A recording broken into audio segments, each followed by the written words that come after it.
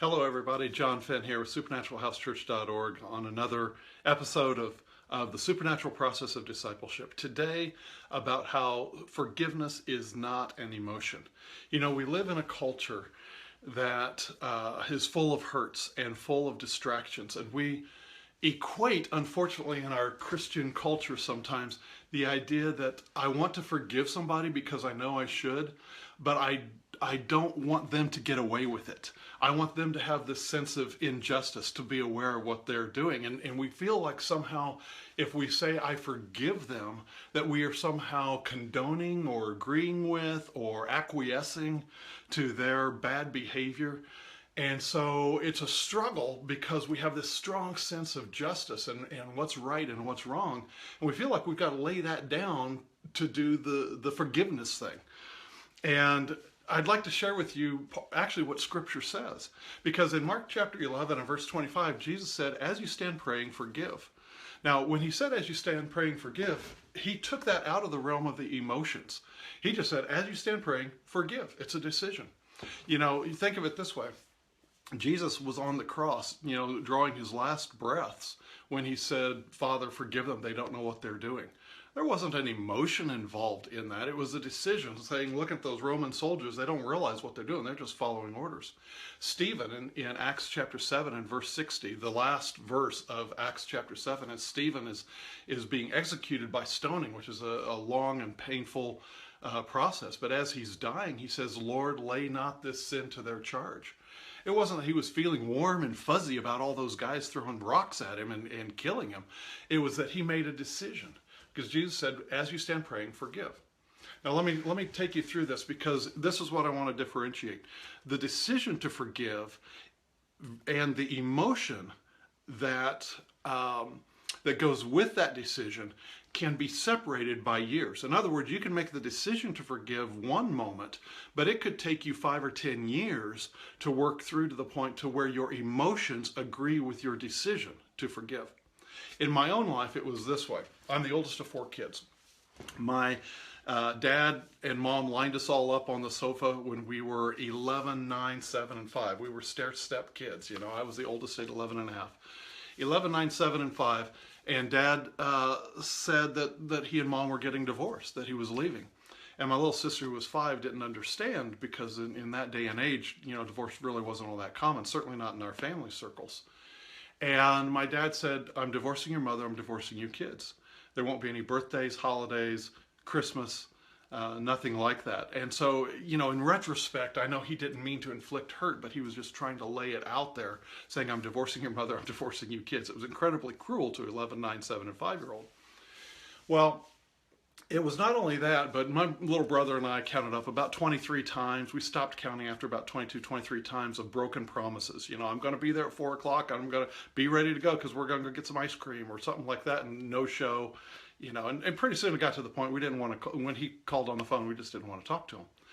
And by the time I could drive at age 16, because his some promises he'd made to his new wife, I could only see my dad by driving to his work and going in the back entrance to his work. And then he would begin or end every single meeting saying, remember, and he'd name his wife's name, and he said, she must never know about this. If she ever finds out, I'm going to deny it. So you can imagine on a 16-year-old kid having to have the secret relationship with my dad by going in the back entrance at his work and having this little private meeting and being told this never happened. You know, so she had no idea he paid for college or gave me $500 towards buying a used car for college. Nothing like that for years and years. She knows now, and they've been married a long time, and I bless them, and I don't have any problem there. But I'm saying as a growing up kid, you know, you've got all this things that kids do as far as blaming and wish I wasn't here, and you know, if I wasn't born, Mom and Dad would still be together, all that sort of thing. And but when I received the Lord, when I believed on the Lord when I was 16 years old, all that hurt, all that rejection, all those broken promises were stirring around in me, and I made the decision to forgive my dad. Now, it took 10 years, 10 years. And in that 10 years, Barb and I were continuing to date. We got married, we had kids, we bought a house, we owned a business, you know, all the different things that were going on at the time that I was at 26 years of age for me. And what had happened in that 10 years was that I walked through, step by step, every single hurt. I rehearsed it. Sometimes my little brother or maybe my sister or something would say something or do something or write something. You know, Dad did this or Dad did that. And they would stir up this pot, you know, stir up the past, the memories of the past. And I would have to go back every time this happened, every time I'd work through it, I'd have to go back and bring my emotions to that decision I made when I was 16 years old. I was trying to obey Jesus when he said in Mark 11:25, as you stand praying, forgive. So I made it a decision. I could see his decision on the cross. I could read Stephen's decision in Acts chapter 7. They were not emotions, they were decisions. They were just intellectual decisions that I need to forgive. But here's the thing, I didn't want them to get away scot-free, and I wanted them to pay. You know, I wanted them to realize the hurt that was inflicted in me. And so it took 10 years. I'd go through event after broken promise, after hurt, and I would rehearse all that and stir myself up in all this stuff, and then I'd have to go back. I would end it with okay, I forgave, I decided to forgive, and so I gradually began, every emotion became submitted to the original decision to forgive.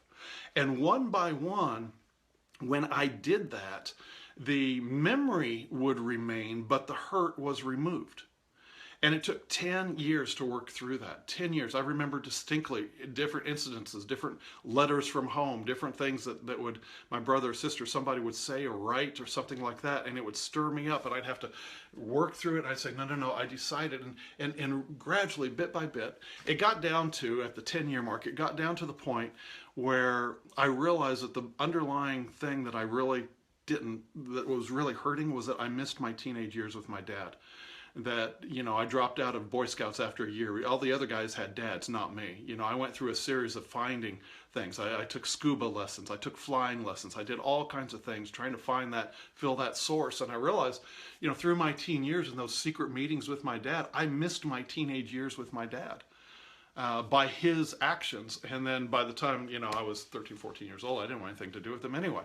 But we still maintained the relationship well into, you know, adulthood and all that. But I had to work through all that. And finally, when I got to the point that I realized my teenage years were gone and they would never be regained or relived or anything, but it was during that time that I received the Lord and somehow it was all okay. Once I realized the emotions submitted to the decision that I'd made 10 years earlier, that was the last thing. And so now all those memories remain, but there's not any hurt that goes with it, because I gradually over 10 years got my emotions to submit to my decision after I processed it. Now, Jesus said in John 20:22 or 23, let me see here, I may have a little note there. Yeah, 23, he said, whosoever sins you remit, they are remitted. Whosoever sins you retain, they are retained. So you can retain sins or you can remit sins. But sin has a powerful force in people. And that is that if you retain those sins to yourself, sin has the ability to make you into the image of what that sin is. For instance, I've got a little brother who struggled for years and years and struggled with becoming basically the spitting image of our father. I've seen people that I know that have been, well, you think about, why does the abused child marry the abuser? You know, why does the child of alcoholics marry an alcoholic or an addict? And a lot of times it has to do because those sins are retained. And so that ability, the power of sin, is the ability to transform something into itself. And so a person can actually, unfortunately, become as bad as or worse than the person that they loathe, that they hate. And so it's important to make the decision to forgive. That doesn't mean you're going to feel warm and fuzzy about it. That doesn't mean you're going to be suddenly okay with everything. In fact, Paul said something interesting in 2 Timothy chapter 4. In verse 14, he said this. He said, Alexander the coppersmith did me much evil. The Lord will repay him according to his deeds. And then in verse 15, he warns him. He says, now you guys pay attention, because he really withstood us and fought against us.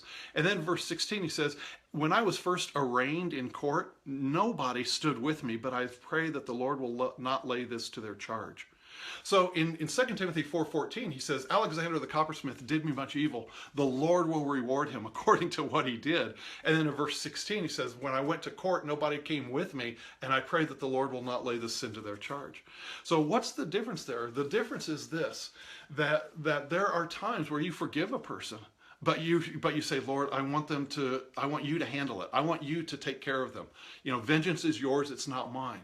So there is that sense of forgiveness where we make the decision and gradually our emotions will line up. But we also have the right, as Paul did with Alexander the coppersmith, to say, Lord, it's out of my hands, vengeance is yours, you deal with it. You deal with that Alexander the coppersmith in our lives.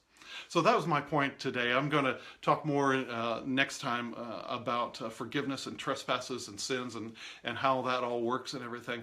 But for today, just realize that we are to make the decision to forgive, and doing so doesn't mean that they get away with it. It means that you're turning them over to God and He will deal with them, and just let it go at that. And realize that it's okay, that forgiveness is not an emotion, it's a decision. And so therefore you have the right, and you should work through the processes of injustice and the hurt that was done to you and everything else, and work them through, but always bring the emotions. At some point, you've got to bring those emotions back to the decision that you forgave them.